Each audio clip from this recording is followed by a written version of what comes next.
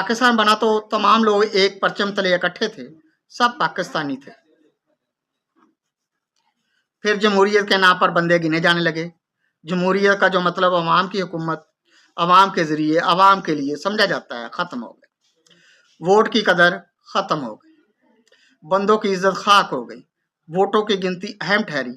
ये भी आज़ादी नामा में आज़ादी के नाम पर एक नया इजाफा।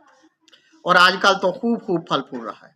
कौम पाकिस्तानी कौम होने की बजाय सियासी पार्टियों और बरादरियों में बट गई।